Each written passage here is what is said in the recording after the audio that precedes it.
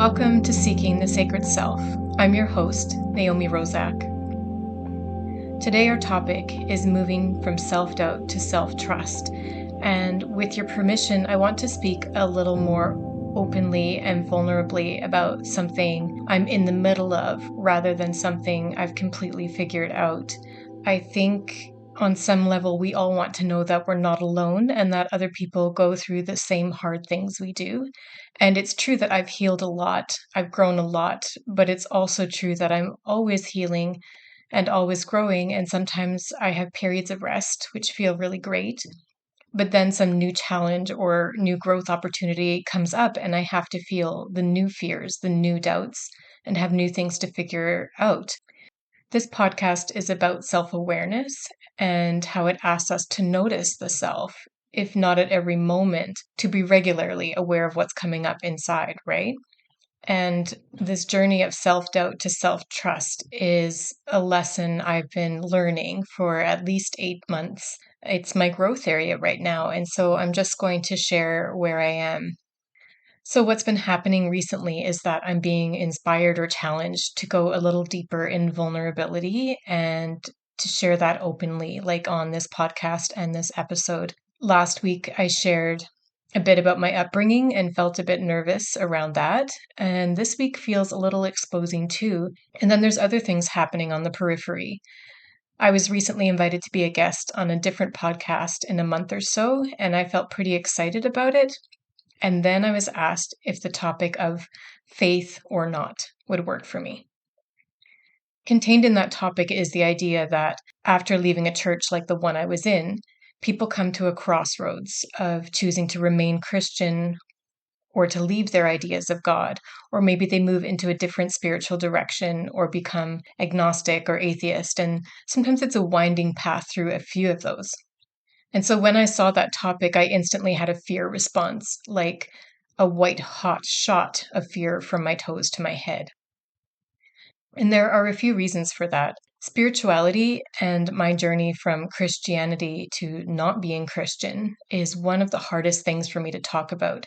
It's so personal. It's contained so much pain, including like spiritual trauma and loss, past rejection, and so much more.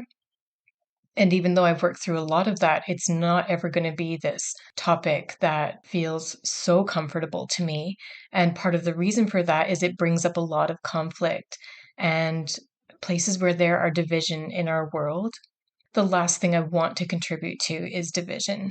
And part of the reason I teach that every person has their own sacred path to follow and it's their right to choose is because I walked once this religious path and now this path outside of religion, and the religious path was not meant for me. And so I feel some of this very deeply, and I also don't want to contribute to so much of the trouble that's happening around these topics. And then the last reason is that I don't know that speaking about this topic is actually a direction I want to go. I certainly don't feel comfortable going there. And yet, even in my last podcast episode, I shared a bit more about my upbringing in the church and how that has affected me and still can affect me. And even though I didn't share everything, I really felt to move in that direction. And even sharing that little piece caused a lot of fear. This fear of rejection, fear of people seeing what I really do believe, fear of even speaking about the thing that I've kept largely silent about, this fear of breaking the silence and speaking about the thing people think we shouldn't talk about, or people keep in a very tidy package, you know. But one of the things I always do when any emotion comes up that seems to be big enough to cause unease in my body is to allow myself to go a bit deeper into it, to see what it really has to say, not just, I'm afraid. What is the fear about? What is it trying to tell me? And maybe it can shift into some new knowledge or some peace I haven't felt before, or some learning that could help me be more in tune with myself. So first, I noticed that I wanted to avoid the fear. It felt big, and I didn't want to work with it at all. I just wanted to say no to the topic of the podcast immediately because I was afraid that if I said yes, then I would feel that fear for the whole month until the podcast. And when I have an underlying fear or anxiety, it wakes me up early every morning. So I get more and more exhausted as time goes on. And if I said yes to this topic, I'd probably lose sleep for the rest of the month. So then my next habit is to sit down with my journal and let myself feel some of the fear and see what comes up. And it turned out that the fear was less about having that conversation or that topic or the people I was talking with, but it was about powerlessness and avoiding conflict and voicelessness. I worried that I might not be able to express myself well because it's a tough subject for me, that I couldn't clearly represent what I wanted to. And sometimes I process conversations slowly if they're bringing up a lot of emotion in me or others because I feel it all so deeply. And that means I can't always come up with a verbal response in that moment. And then later I feel the regret that I didn't say what I really wanted to. And something that's been challenging for me before is when I'm in a room with people who are very sure of themselves and have dominant voices or opinions, it feels like there's not much room for me to speak or be myself. I energetically or emotionally feel the force of that dominance, and it can lead to overwhelm. And some of my past trauma has been about being stuck in rooms with people who have very strong expressions of their Christian beliefs that don't leave a lot of room for other people to exist. So you can see how all these fears don't have a lot to do with the actual topic at hand, but with my past experiences of myself. And these fears are from an emotional place. They come from an experience where things felt awful and I couldn't do much about it at the time.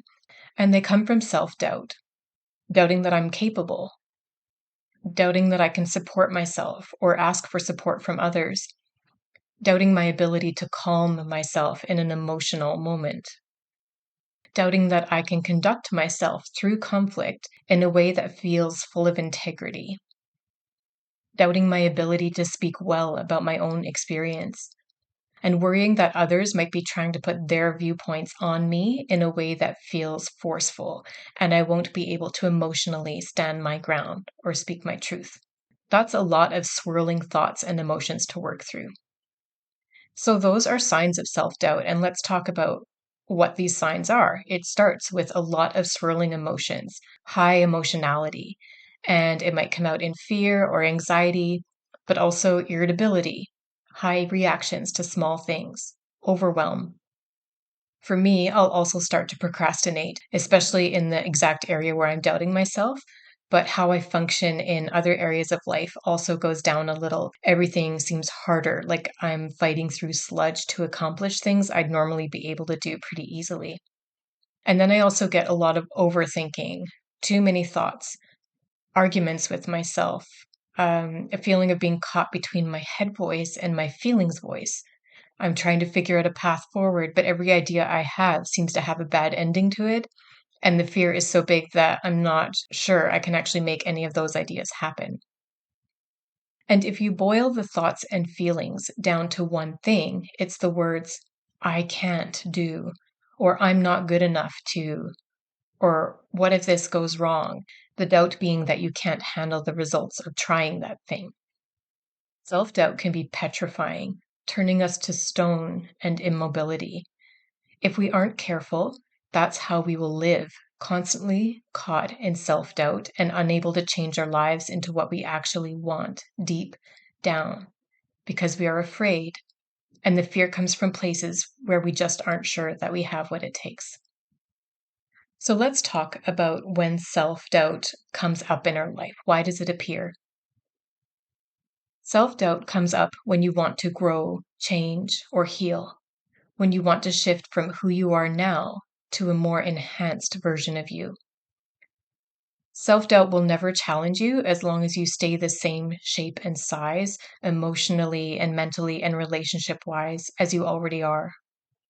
Self doubt comes when you are challenged to do something new, to show up in a new way or using new skills or more vulnerably, to be a student instead of an expert, to go outside your comfort zone. And that's why you think you're fine until one day you try something new and suddenly you're seized with fear. Even as I've released some of these podcast episodes, sometimes I'll get a totally random fear that seizes me from my head to my toes, like lightning through my body. And with it comes a thought of, who the heck do you think you are to say what you think is important? To have the gall to open your mouth? Or who are you to think that people don't know this already? Who are you to think you know so much? You know you're in self-doubt when there's a part of you that criticizes or questions your motives, your capability, your intelligence, your capacity. It's basically saying that some part of you is not good enough to actually turn a corner into a new version of you. So then we have to ask, why is that voice there? The voice that says we're not good enough. Where does it come from? The voice of self-doubt means that at some point you were taught or modeled, even if no one said it to you directly, that some part of you was not good enough. You don't have what it takes. You may have even just observed it for yourself and adopted that belief. And I'll share what I mean when I say that. If there's one thing that has plagued me since as long as I can remember, it's that I've been full of self-doubt. There is a feeling that rides me of, you're not good enough. You don't have what it takes. It's been the hardest thing to heal and work through, and I have made a lot of progress in it. I wouldn't be speaking to you right now if I haven't come through huge transition points and learned self-trust enough to let other people see the real me or the new parts of me in vulnerable ways. But I still hear that voice, even this morning when I woke up. So many years of training and environment and trauma have gone into showing me that I absolutely should not trust myself. I'm not worth being seen or heard. I don't have anything to share that people want to hear, etc. We are shaped by our environment, by our upbringing, and by how the people around us responded to us. If you are raised in an environment where people see you trying and validate your effort and your achievement, and I don't mean just saying, I'm proud of you, but saying things like, wow, you worked so hard. I can see how much you're learning. That must feel so good to you. Then you'll have the place inside you that feels full of this knowledge. I have what it takes. I can learn and work hard, and I can feel good about myself and my success, and others are showing me that they also see my capability. And you grow up with a fullness in that place, a sense that you have what it takes to get you where you want to go. But it's not just about effort and achievement. It's also, how much did you get to try things when you were young? How much choice were you allowed? And were you allowed to experience the natural results of those choices without being shamed or punished? How much were you allowed to be messy or emotional or chaotic without being shamed? And how were you treated when you made mistakes? My childhood was shaped by a lot of rules and high expectations, and it was very normal to be punished, lectured, isolated, or have attention called to me in a negative way when I didn't do something just right. Praise or noticing good effort wasn't really done. Good effort and high achievement were just expected of me and my siblings. As a sensitive little soul, this was very shaming for me. All I was doing was trying to figure life out, and a quite difficult life, if I'm honest. But when every little feeler I put out was chopped off and I was made to feel wrong, the natural result was to stop putting out feelers, to stop trying, to just quit, to become powerless and voiceless. And remember, as children, we don't look at our caregivers and say there is something wrong with how they are responding to us. Because if something is wrong with our caregivers, it threatens our physical and emotional safety, our need to survive. So we look at ourselves and say, I guess I'm the wrong one. And we believe that until we are safe and grown enough to challenge that belief. It is normal and natural for children and adolescents to try things as a way of learning. They need to be able to make choices, to try and fail, and to be supported all the way through that so that they learn they're capable, they can figure things out. They do have what it takes. They can trust that if they keep trying, they will either achieve what they want or decide they don't want it and have the ability to head in a different direction. Under self-doubt is a question of capability. Am I good enough? Do I have what it takes? And it's also capacity. Can I handle what might go wrong? Can I support myself, or am I supported by others? Or do I have the resources to handle it if I succeed? or fail. And resources might be money, it might be energy, it might be a safe space. It's just a place you can land if things go unstable for a while. And you can see how if you've had a childhood where you felt alone or unseen, or there were lots of ways your needs weren't met, needs for affirmation, needs for connection, even physical needs for clothing or food or affection or reassurance, how you will always feel like you're behind the starting line, never having quite enough inner strength and safety and emotional oxygen to feel like you're solid on your own 2 feet, that you're able to face the new thing, able to put in this fantastic effort and strength and resilience it takes to do something new when it could go terribly wrong, or it could even go really right. We even fear succeeding when we are alone and unsupported. Even success is stressful because it brings change. So, this is where self doubt comes from. Your exact environment and the events that shaped you will be really unique, but I hope I've given enough information here to help you learn a little bit more about why you may be struggling with self doubt. But then, if we have self doubt, how do we deal with it? How do we address it or heal it or work with it? So there's good news. There are a ton of practical ways. And the feeling of, I'm not good enough, which we often call shame, and what creates self doubt, is so universal that probably everybody around you feels it. If not a lot of the time, then in certain challenging times for sure. So you are not alone. Even if the doubt freezes you from head to toe and is completely overwhelming, you're still not the only one who feels that. This is a normal human experience. I want to share some ways to move forward from self doubt. First, we might ask ourselves some important questions, and we gather the answers and the evidence from them. One question might be, do we really want this new thing? Do we believe this next step is for us and is our wisest, best path? And what else might be true in addition to what our fear and our self doubt are saying? So, with my example, with this guest podcasting opportunity, my feeling is that there could be failure or rejection waiting for me, that I could freeze, that I might misrepresent myself. I could make a mistake and feel bad about it, or other big emotions like more shame might come up. My feelings are really good at coming up with what the worst case scenario might be, but that's a strategy. Feel into the worst case scenario. What if it happens? Will you still be okay? For me, if those things happen, well, I've had a hell of a lot worse happen than that. I've lost relationships. I've been through high conflict. I've shut down before, and I didn't die. I have always recovered. Not only that, I now have a lot of tools for supporting myself and being kind to myself, and a lot of people around me that support me. If this went south, it would not be the end of me. But then I also need to ask what could go well. What might make me want to do this? And I think an important question you can ask yourself is, how close is the thing I'm afraid of to what I actually want in my life?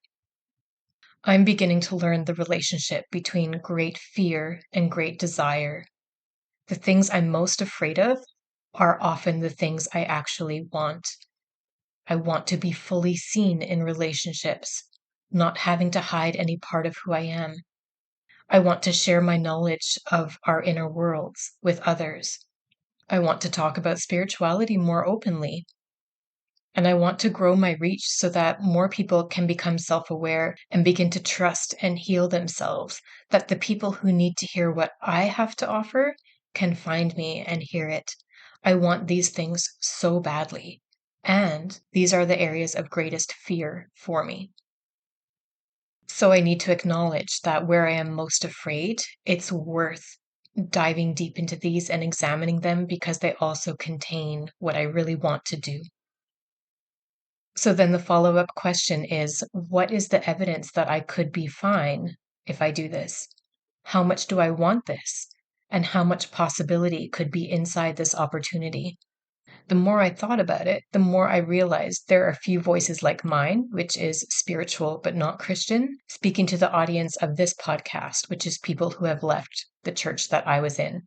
There might be a lot of people out there like me who want to hear what options there are besides either you're Christian or you aren't. And if you aren't Christian, you don't get to be spiritually fulfilled. Or maybe people who simply want to hear someone share the story of their experience, the ups and downs of it. And on top of it, whenever I'm working through a dilemma like this, there's always a question for me.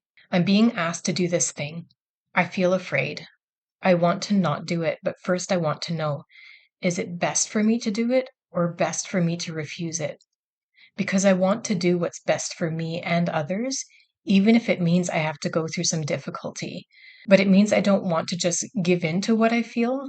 I want to examine what I feel and weigh the evidence and make the choice that best serves me and the people I'm connected to. And then another question to ask yourself is, how will I feel if I don't do this thing? With this podcast opportunity, I would be sad. I wouldn't get to know if I could do it.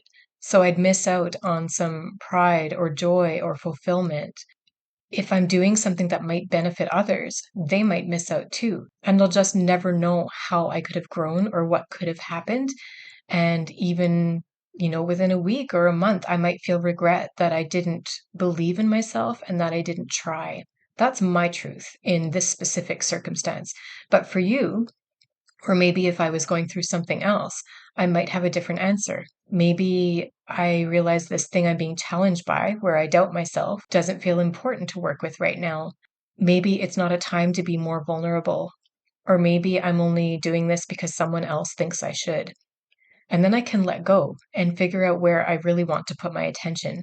You don't always have to grow or push or heal. You can choose when to engage and when not to, especially based on how much capacity you have in your life and in your energy at that moment. Because after all, who are you doing this journey for? It's about me trusting me to show up, no matter who notices or cares. It's all about my relationship with me and the promises I have made to me, what I value for my own life. So then if you've decided you are ready, you do want to grow and support yourself, then how do you meet the challenge? I'm going to list these with numbers so that it's just more clear for the recording. Number 1, ask yourself how much you can handle right now and don't take on any more than that. I have learned this from experience, from trying to grow too much or in too many areas at once and then burning out or collapsing because I didn't have the capacity or energy or support to manage the extra big feelings and dedication that come along with that. So work with one area of self-doubt at a time.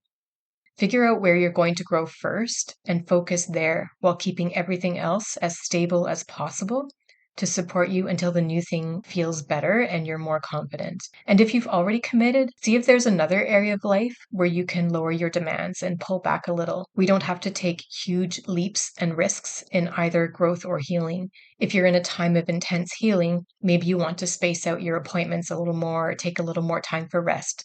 Then your body's capacity for that healing period can increase. Number 2, be gentle with yourself.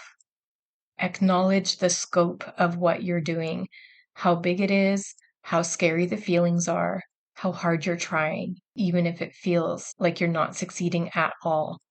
Talk to yourself kindly. Yes, this is harder than I thought. I feel pretty scared.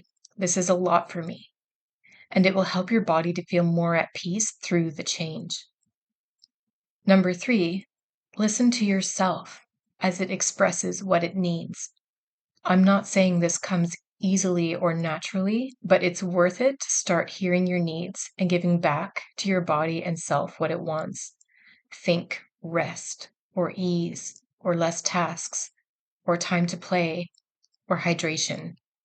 Taking on too much risk or pain at once can launch us back into coping mechanisms we're trying to avoid, shutting down exactly where we're trying to grow. Number 4, know that your big feelings and this period of time are going to shift. The feelings will fade. You will learn to work with them, or they will fade because you are accomplishing what you're working towards and they no longer have a reason to be present in your body. This is a short period of challenge, and it won't last forever. Number 5, balance out the big work you're doing with calming, grounding, centering practices. Yoga is one I use when I come back to a lot, but one of my favorites and the most accessible, as long as you have some nature outside you, is to go outside, sit on the grass, and listen to the sounds, especially the birds or breeze. The earth absorbs emotional energy and resets our nervous system. Let your physical body be aware of the earth, like how your hands or toes feel on the grass. Noticing the blue sky and the trees and grass with your eyes, it's all incredibly calming. Seriously, go hug a tree. You'll be better for it. Number 6, pull in and use your trusted supports. Open up to people you trust and people you are building relationship with. Tell them about your big feelings, about where you're trying to grow or heal, and how nervous and uncertain you are. Let the way they see you and be with you heal some of the shame and doubt and fear that you can't show the scared parts of you. These are all ways to support yourself through the self-doubt when you want to grow or heal something, when you're doing something new. In episode 8, I provided some tips for understanding resistance and blocks. There are lots of reasons that when we want to do something new, it feels like we can't. It's not just about self-doubt and the fear that comes with it, but these are what I'm focusing on today. So go back and listen to that episode if you want to know how to dig into the why of why growth or healing can feel so hard and why we get slowed down and what we can do about it. But for today, I want to share one more little piece of my puzzle, because even this episode, where I'm sharing something I'm in the middle of and don't totally have figured out, feels vulnerable. It's bringing up not just fear and thoughts about the future, but little pieces of uncertainty in me. And I haven't been able to piece together what the cause was. But I do have 2 major big gun supports, I call them, when I feel like I can't quite get to the bottom of something or shift feelings of inner unease on my own. One is my mind-body healing mentor that I trained under years ago, and the other is an osteopath here in Edmonton. Sometimes you just want to be seen, to have some support or someone to help you through stuff. I already had an appointment booked with the osteopath, and I love seeing her because not only does my physical body reset, but she has the capacity to support emotions that come up in my body as she's doing this work with me. I went to see her yesterday, and we chatted lightly as she gently moved her hands from place to place on my body, and some emotions released. And I was telling her about some of the difficulties I'm experiencing right now, not just in this area of challenge, but other areas of challenge. And I could feel my breathing being able to go deeper and good things like that, until all of a sudden this white hot fear shot through my body again. And I was like, oh, there it is. That's the full body anxiety. And she kept supporting me, and in a couple of minutes, down my whole left side, I began to feel this awakening kind of energy, until a sadness started to bubble up from around my left lung. And then I internally saw and felt a little version of me, Naomi, 7 years old. She was hunched over with her head and arms on her knees, and she was so sad. And I just sat and watched, feeling her sadness, until she began to tell me how nobody saw her. It was like she was just beginning to develop into the person she would be, about to head into adolescence, and she was starting to want to share the things she saw and felt, and all of the things she noticed. Her sensitivity and observances of the world were about to start coming out of her mouth, and this would have been a time when she received that validation we talked about, that people wanted to see and hear what she had to say, and that what she had to share was rightful and good and important, that she, like anyone else, was worthy of being heard. But she wasn't seen. She wasn't heard. My parents divorced when I was 7, and while I did receive some attention and care, emotionally and energetically, I felt abandoned. My parents were there, my siblings were around, but there wasn't that one-on-one sense of, I see you, I am here just for you in this moment. And in that lack, in the way I was already shutting down from the pain and conflict and difficulty of the divorce, that little girl never learned that what she had to say was important. And I think as I've looked ahead to this podcast opportunity, and even as I've been releasing my own episodes here, this is part of the struggle I've been having. The self-doubt has been so big because that little girl inside was not seen and validated for all the things she sensed and saw that she wanted to tell the world. She didn't get a chance to try to speak and make mistakes and learn to work with her own voice. And as I was anticipating being a guest on this other podcast, talking about such a personal subject that tends to be scary already, self-doubt was saying, who wants to hear you anyway? And you'll probably just collapse and go voiceless. You always do. Because inside of me is the 7-year-old that didn't get to speak or be heard or learn that people want to hear her, who might have learned it's okay to make mistakes and to not speak perfectly, who internally collapsed, stopped trying, and became voiceless. But in yesterday's appointment, as I felt her and sat with her, I reconnected with her. I grieved with her and cried from the pain of not being seen. And I could feel that 7-year-old girl integrating with 41-year-old me. And I feel like I found a lost piece of myself again. I feel stronger even on the left side of my body where the sadness was still living. She feels seen by me, but she also found her rightness and worthiness to speak again. Another little part of my sacred self has come back to me. So if you're working with self-doubt and trying to figure out how to move forward, there is most certainly a piece of yourself that wants to come back to you. How old might he or she be? When did she first feel affected, unheard, unseen, unvalidated? When were her mistakes shamed or punished or simply ignored? What might she be needing in order to feel safe enough to show up and try something new? How could you reassure her? Can you feel her now? And know that in addition to reconnecting to the parts of you that first began to doubt, the antidote to self-doubt is self-trust. For all the places that you doubt yourself, pull in the evidence that shows your doubt is no longer exactly true. Remind yourself that you are capable because, and then list everything you have that shows your capability. Remind yourself that you can get through hard times because, and remember each time you did it before. Tell yourself you have the resources and list them all out. And then when you doubt yourself, know that you can build self-trust by consistently showing up. I struggle with self-doubt about my career and being seen publicly. So with this podcast, I told myself that I will show up every week. And when I got sick a couple weeks ago and couldn't record, I didn't beat myself up because that doesn't help anything. I simply got back up and wrote and recorded and released the next episode as soon as I could. And that is how I build self-trust. I keep coming back to it. I'm not afraid that I can't do a podcast now because I'm doing it every week. And I'll go ahead and do this guest speaking opportunity next month because as I act, as I keep moving, I show myself that I can trust myself not only to do the hard thing, but to be okay in doing it. The secret is to not stop moving.